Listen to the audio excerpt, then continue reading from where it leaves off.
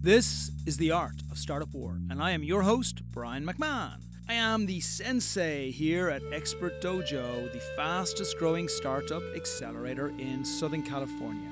Now, in the first 2 seasons, we answered your questions about how to find investment for your business. We brought in the most accomplished investors in startup in America. You can find it on iTunes, SoundCloud, and Google Play. Now, here in season 3, we're flipping the script.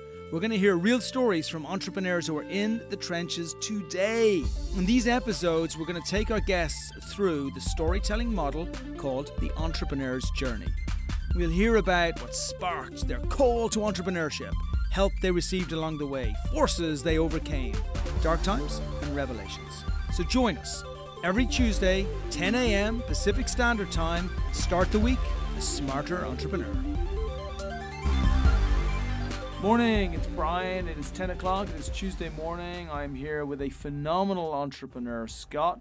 We're going to talk about his company today, which is different to a lot of the tech companies that we bring on the platform. It's actually different to a lot of the product companies that we talk about normally, because you are going to, for almost the first time, hear about how a incredible product can turn into a phenomenal franchise, how that franchise can be scaled, and then how that scale turns into a billion-dollar company. Scott, welcome to the show. Thank you for having me, Brian. Okay, so as usual, we're gonna go through a certain sequence. We're gonna go through the entrepreneur cycle, where we're gonna look back at where it all started, how you built this, and how you got your current business from 0 all the way up to 60 locations. And that's only just where you are right now. I know it's going to scale massively from here. We're then going to take it through the cycle where we can start to look at maybe some of the detractors, and then also some of the mentors, the people that helped you along the way, to probably the most difficult moment you had, and then out the other side where we're going to focus on where the business is going in the future. Sound good? Oh, that sounds great. I like it. Just before we go back to the beginning, can you share a little bit about Ultimate Brands, the portfolio, why you are the absolute ultimate in every potential aspect of hair care that a consumer could ever want? Sure, Brian. Well, just a little bit about my background. My passion has always been about creating premium and prestige brands, leaders within categories, opportunities to disintermediate. I was on the launch team of Crystal Cruises, worked with them for 8 years, still the #1 prestige cruise line in the world. Paul Mitchell, I worked with John Paul DeJoria to create their men's division, Mitch for Men, House of Blues. So that is my passion. I saw an opportunity when I was working on my MBA at UCLA that there was a huge opportunity to take care of men in a more meaningful way, because there were 34 million men every year going to women's salons to get a better haircut, typically sent by their wives or their girlfriends or their mothers or sisters, not wanting to be there, an open fishbowl environment, Cosmopolitan magazine conversations that you shouldn't have to listen to. And I saw there was an opportunity, salon meaning better quality haircut, but to create a salon experience designed for men with the semi-privacy, the beer and wine available, the stylists specializing in the needs of men, thinning hair, for example, keeping your hair longer, even getting it back. Just such a huge opportunity. And being a branding, marketing guy, that is what we look for. We look for those large, unfilled needs, and then we satisfy those needs as meaningfully and in a robust way as possible. Beautiful. And so you control the entire ecosystem. And I really love it, because we're in the experiential economy, where if there's not an experience, you're going to get taken over by someone else. So you went into a space where there really was no experience before. You kind of just went in, you got your haircut, you got a bowl over your head, and if you were lucky, you came out with a half-okay haircut, and you turned it into something that people would actually look forward to. What actually, I want to say, what made you want to do it? Because I could see why it's so necessary now. But how did you go about doing it? Well, I worked with a gentleman. He had sold his empire, about a $2 billion empire. This is back in the 90s, and he wanted to get into the hair care business. He says, you can't outsource it to the internet. So he asked me to create his first brand, American Hair Force, backing of Allen and Company, went on an acquisition spree, acquired 9 other chains, and I was his marketing branding guy. I would evaluate every brand and make sure that they were balanced within the portfolio. And so really, while I was working with him, started looking at the men's category. I was at UCLA working on my MBA.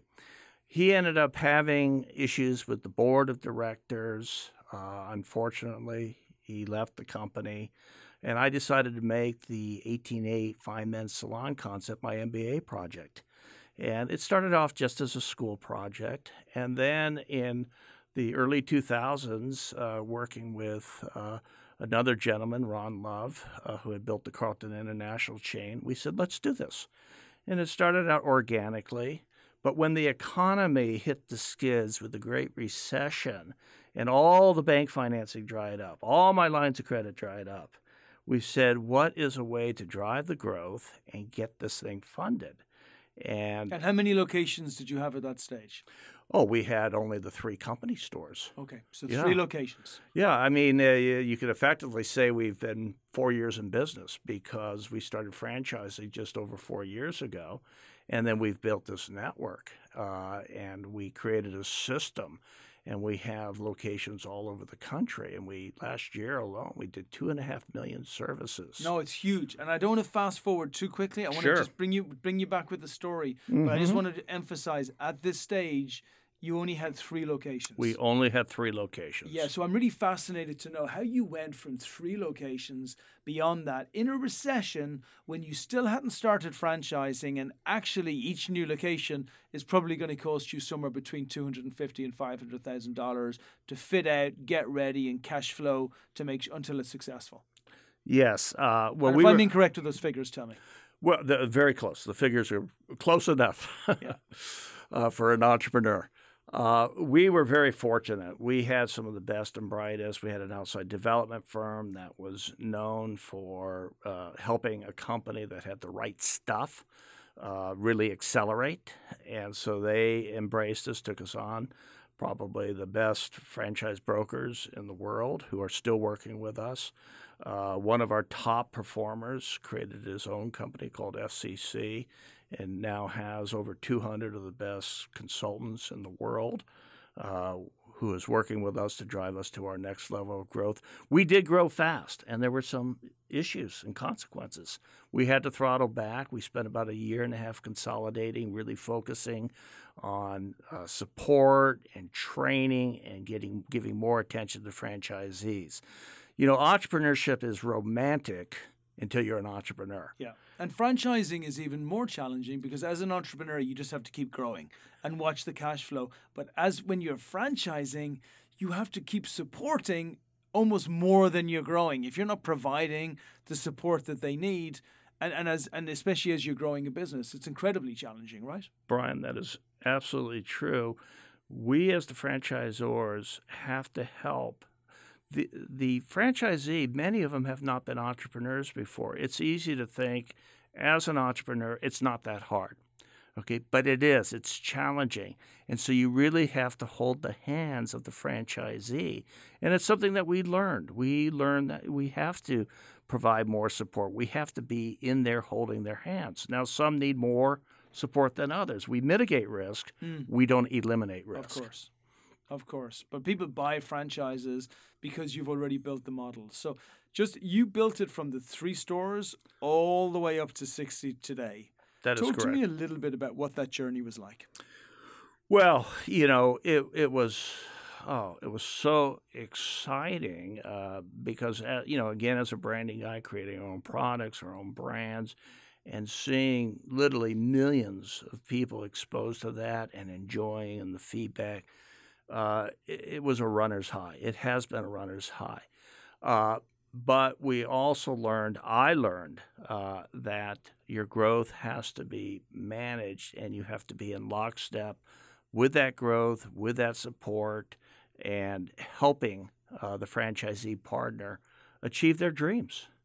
Now, not everybody is cut out, and every franchise system has those who need more support and those that should not be part of a system. They're not cut out to be entrepreneurs. Yeah. But you obviously have managed to find a rich vein of franchisees that are to have franchised so many that you have so far. Well, we have franchisees that are now opening their 5th, 6th, and 7th locations, and they're just fantastic. They're empire builders, and that's one of the desires on the franchisor's part, is to find the empire builder, to find that person that is able to leverage, has the resources and the mindset. So when you look at the great franchise organizations out there, whether it's McDonald's or Pizza Hut or Taco Bell or Carl's Jr., you have franchisees that will have 20, 30, 40 units and very, very nice lifestyles because of it. And all those brands at one point were brand new brands going into the franchise system. Of course. And what makes a great brand like that?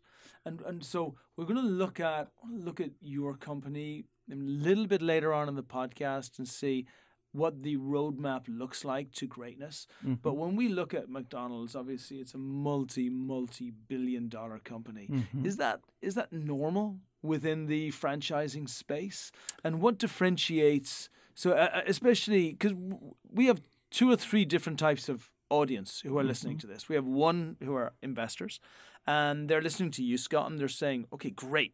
I've got an entrepreneur who have mitigated my risk to a certain extent because they now have 50 locations. So sure as night follows day, they've worked out a bunch of the kinks in where they are right now. Mm-hmm. But I want to see how they grow from 50 locations to 100, 500, 1,000 locations, whatever that number is, to make it a $1 billion plus company. Sure. We have other entrepreneurs who are potentially running tech businesses or businesses that could be franchised, who are wondering, is it better to franchise or is it not better to franchise? Mm-hmm. And then there's a heck of a lot of people in the middle. So talk to me a little bit about the model itself and the percentage success within franchising versus outside franchising, and also the types of values these companies can get to. Well, let me take the last question first. Looking at a McDonald's, if you go back and study the early days and the challenges that Ray Kroc had with McDonald Brothers, we think McDonald's almost mystically became a multi-billion-dollar company. But there was a movie recently about that whole process. I mean, it was just amazing. I saw it. My wife said, God, what a jerk. And I said, no, look, the guy had grit. He did what he had to do. He kept reinventing and improving the model, and they are what they are today. He created a great company. You take Great Clips, for example, which is a hair care brand. The value side of the equation maybe feel a little bit more female-centric. They're about 5,000 units today. I know the people that have run and built that company. And in the early days, they had their challenges. They actually had a 50% turnover rate. That is, people who left the system and had to find somebody to take over the stores. Wow. You don't hear those stories today. Sport Clips, who I know their story very well. In fact, the guy I worked with was looking to acquire that company years ago when they were about 30 units. They're almost 1,500 units today. These are approaching... And how much are these companies worth? Well, you look at just if you take revenues and you look at revenues as a metric, which is typically used in the acquisition of a franchise brand, where you can get 50%, 100% of the revenues, these become $500 million, billion-dollar brands. Absolutely. In the hair care category, Regis... How many stores do they normally need to have? Well, you look at what a store might do. Let's say you look at system-wide sales. So you look at a store that may be doing 500,000, and you got 1,000 of those. What is that? That's $500 million, sure. Right? And so there's going to be a multiple that's used Regis in the hair care business was the big acquirer of the hair care brands for years, and they built a multi-billion-dollar empire, publicly traded. They're still publicly traded. I like it. So there is a path, and there's actually quite a easy to read path from as you start to building your franchises. So if you're currently at 50 franchises so far, plus the stores that you already have in-house, I mean, it seems a very rudimentary calculation, but you get like 20, 30 times more stores, you're off to the races, right? In franchising, the 100-unit mark is typically considered the real breakthrough. Yeah. That's like getting to first base. And then the effort that it takes to get to 100, which we're approaching to in terms of contractual obligations, then once you get there, the amount of effort that it took to get to 100, and then the effort to get to 300 and 500 is a fraction of what it took to get to the 100. Yeah. So are you like this at night? Do you go to bed at night thinking, if I get 3 more and 5 more and 12 more and 14 more, and then it gets you closer to a number? Like, are you starting at the end of that number and just inching your way there? Well, I have a lot of those characters that sit on my shoulders, and typically there are 2 characters that sit on my shoulders. One is, yes, those numbers and getting really excited and looking what the potential and the numbers are, and the other character that sits on my shoulders that says, yeah, but you got to work with these people, you got to help them be successful. Good for you. Yeah. It's very true, because you keep them successful. I was talking about it earlier on today, but I just love the IPO of Levi's right now. And I'm watching Levi's at the same time as I'm watching Lyft. And in Lyft, I love Lyft, and like they get me cheap subsidized fares wherever I want to go to. But we all know it's not a real business, right? Well, Levi's for hundreds of years has been like this incredible brand, which has never ever been shot down. People have imitated, people have come in, but they've never been Levi's, right? And Levi's built themselves up slowly to a place where they are right now. So I really think there's a place for that in the world. There's a place for not racing the brand through just to get to a certain amount of numbers with people who are unhappy within the brand, and actually having raving fans as your franchisees who absolutely love what you're building. Absolutely. So what's the plan? Well, the plan for us is... Normally I spend the whole podcast saying, tell me about your background. I want to know, and we're going to find out about it. But I feel there's almost a secret, there's a treasure map. Yeah. From which is the plan, which is that little map. Yeah. And then that takes us to a pot of gold. And the pot of gold is where the company becomes, $500 billion company, because and ownership within the experiential male hair grooming business.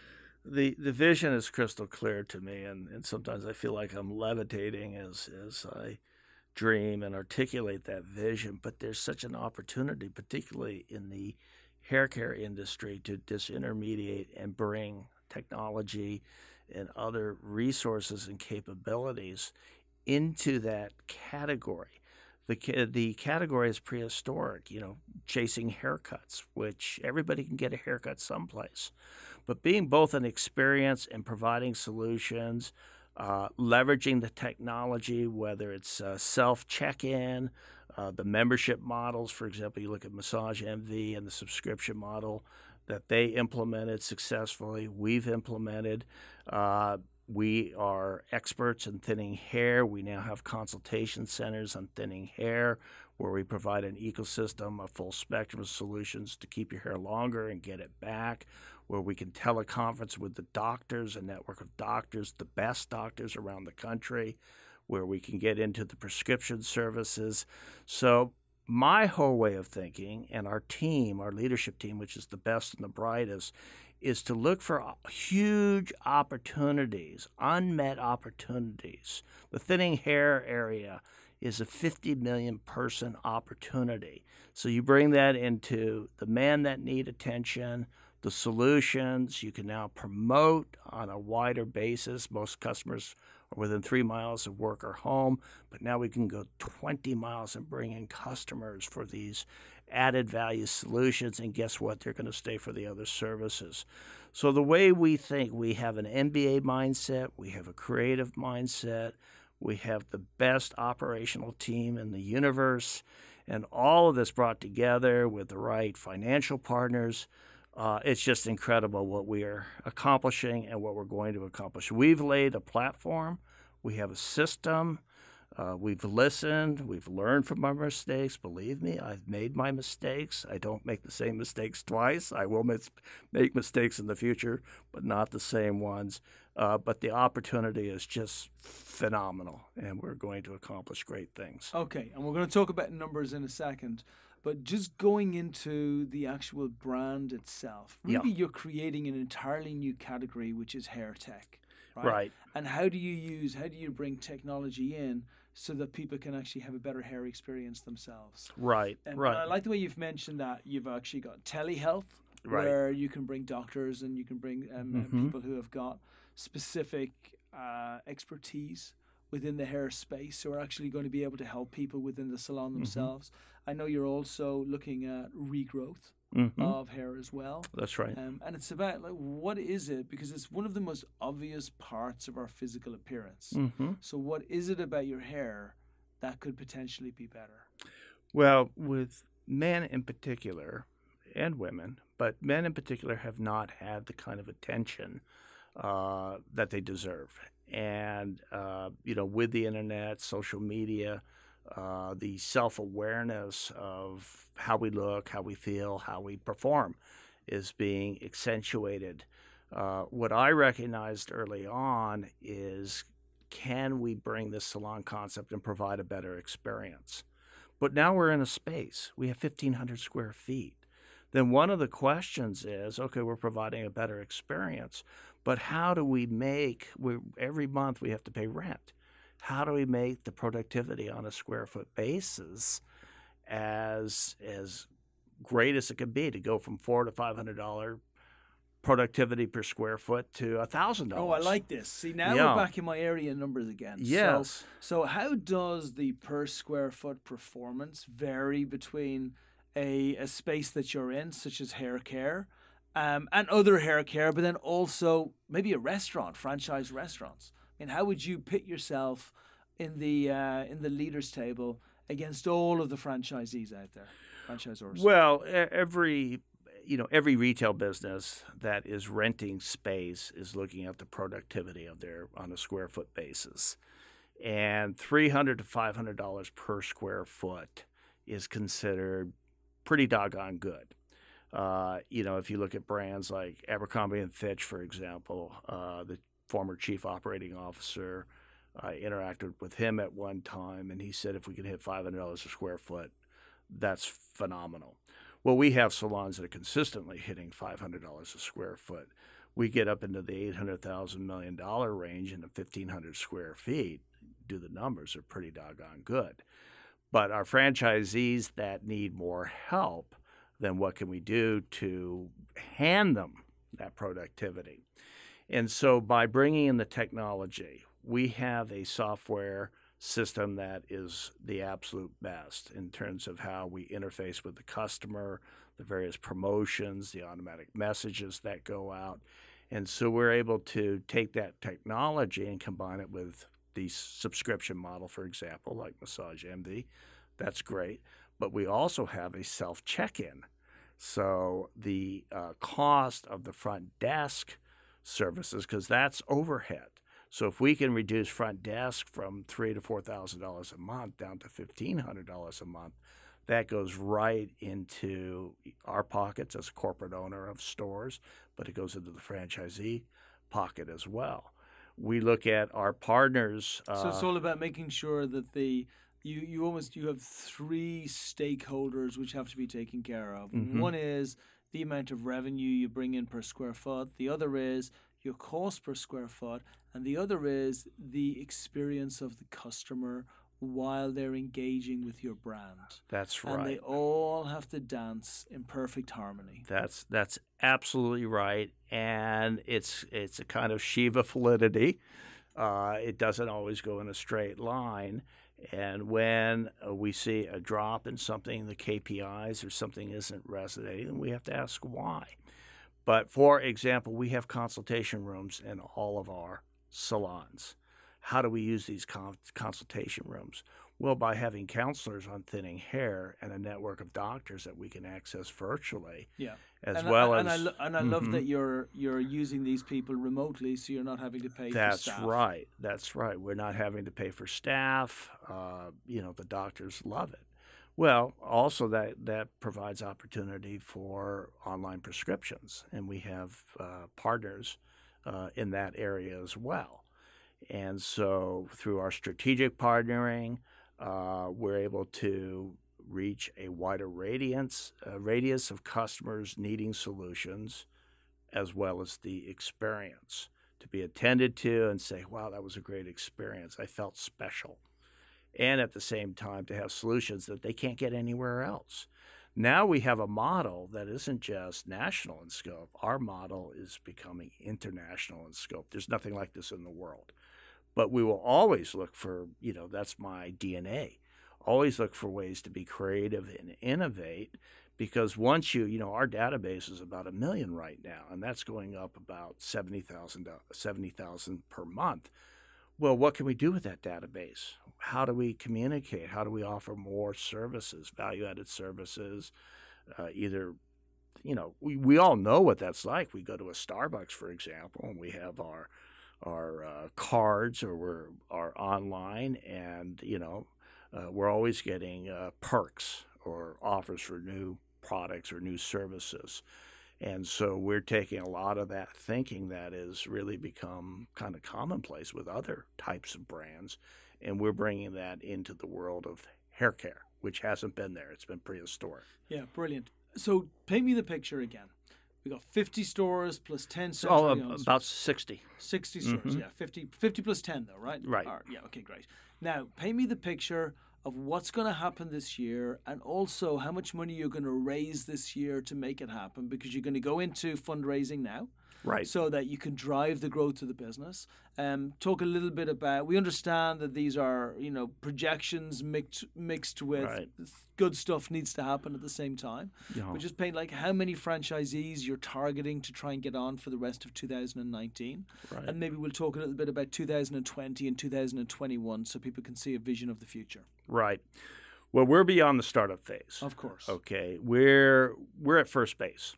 Okay, and we're waiting to steal second base, or waiting for that home run, to round the bases to get the home run. I don't want to say exactly where we are in terms of system-wide sales, but it's pretty significant. We are a profitable company. And so now the capital that we raise as a dynamic emerging brand, that capital goes into the most productivity, because it goes into the product development, it goes into marketing and promotion, it goes into added support for our franchisees, it goes into the recruiting and hiring, because our model now allows us to pay more for our staff so we can attract and retain the best. In the world of hair care, there's a lot of movement.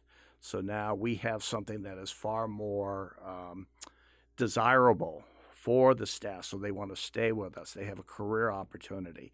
So raising $2 to $3 million, near term, that money is going to drive us into the stratosphere, and the valuation will go up.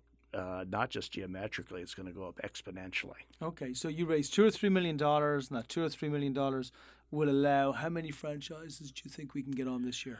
Well, I think because, again, the FCC network, other networks like IFPG, we've put into our projections, and I think we're being conservative, where we're going to bring in, on average, 3 new franchise candidates per month, and each of these committing to 3, 6, 10 units, empire builders.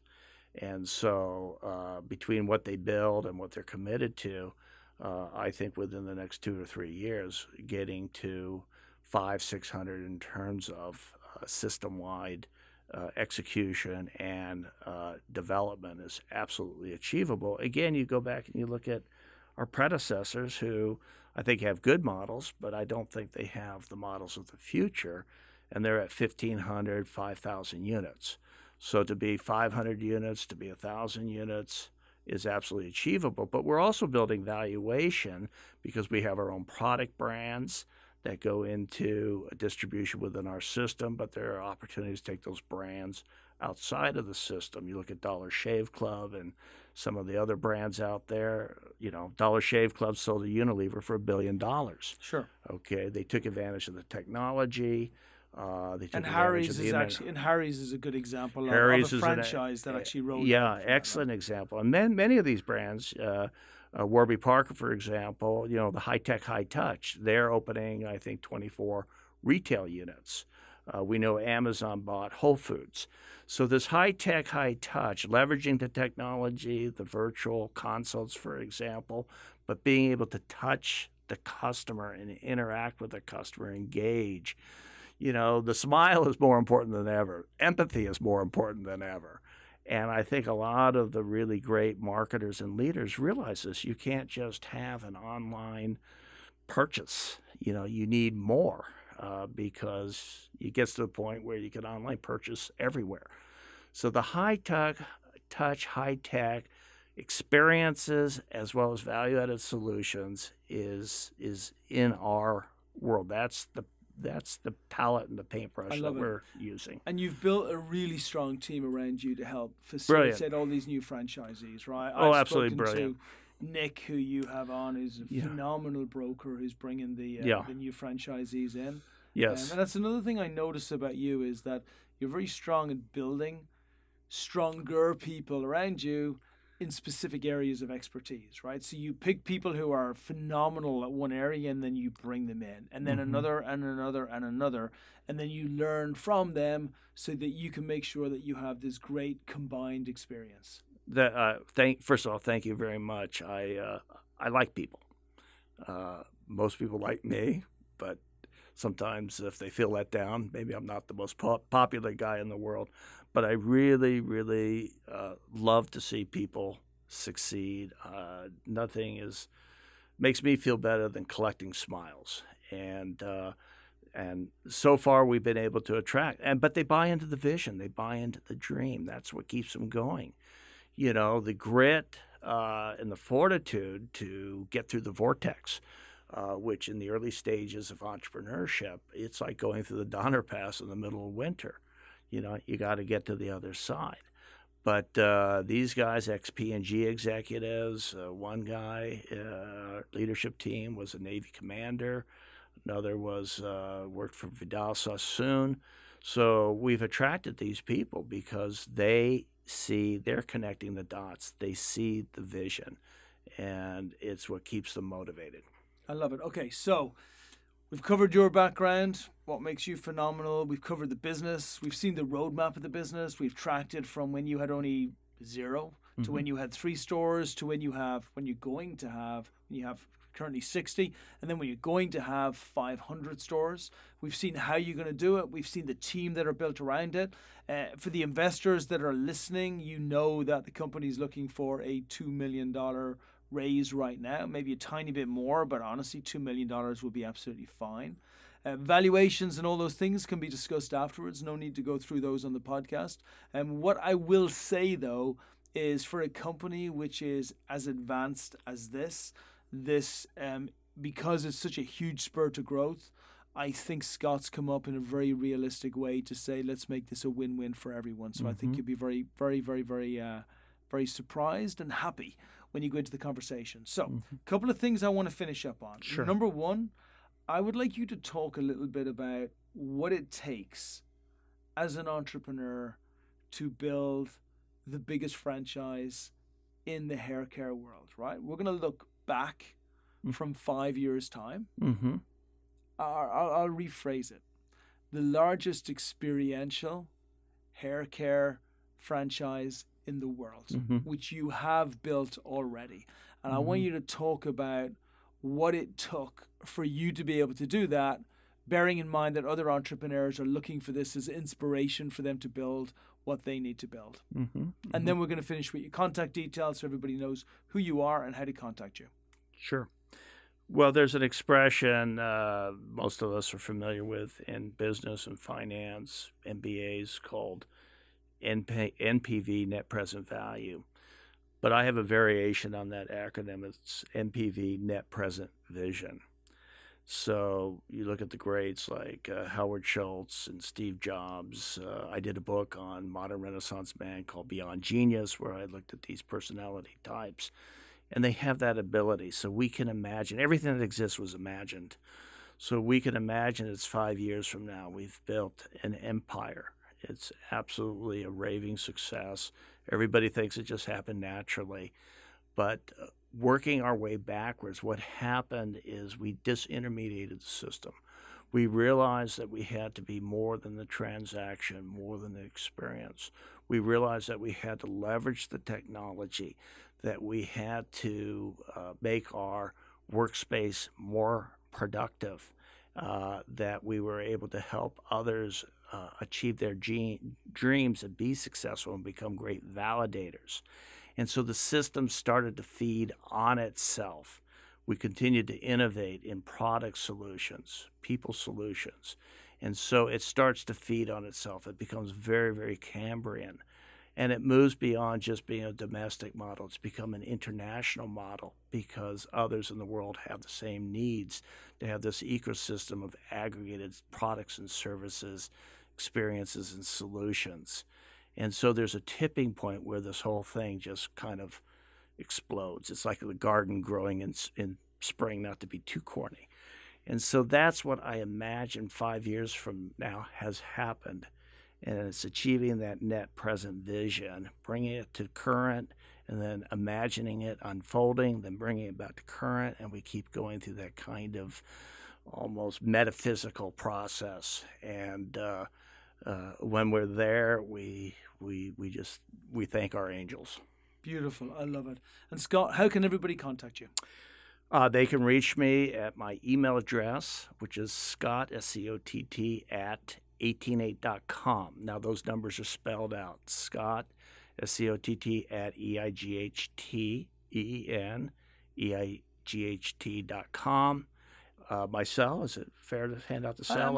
I would just give out the email address, only because everybody can contact you by there. Right? Sure. And, the email address is fine. If people contact Brian knows how to get hold of me. Yeah, sure. Everybody's got me at brian@expertdojo.com. But definitely reach out to Scott. And if anybody's looking for a great haircut, make sure you go over to 188, which is one of the portfolio brands that's focused entirely on hair care. And you can really understand how, when Scott talks about experiential care, exactly what he's talking about and what he's managed to achieve over there. Scott, we're just at the beginning of our journey. We are going to do great things. I believe in the franchise that you have built. I believe in where it's going in the future. I believe in the leadership that you've put in place to make this thing a reality. And it's really wonderful to see something that's come from such a tiny acorn to now turn into such a strong tree and is just about to become an orchard. Thank you, Brian. By the way, I really appreciate the interview. I've done my share of interviews, and you're one of the best. I got to be good for something, like my wife says. Listen, thanks, buddy. Thanks for joining us. Thanks, everybody, for always participating and being a big part of the show by supporting our entrepreneurs and our investors by investing and helping their visions become a reality. And I look forward to seeing everyone next Tuesday. Thanks, man. Thanks for joining us. If you love the podcast, please empower your circle by sharing these stories. The Art of Startup War is brought to you by Expert Dojo. And remember, we invest in startups, $50,000 checks. Make sure you apply on our site if you are one of those great entrepreneurs looking to bring your company to the next level. As far as the Art of Startup War is concerned, we are back every single Tuesday at 10 a.m. So remember, check out the new episodes. If you want to find out what the investors think, check out season 1 or 2. But make sure you join us every single week.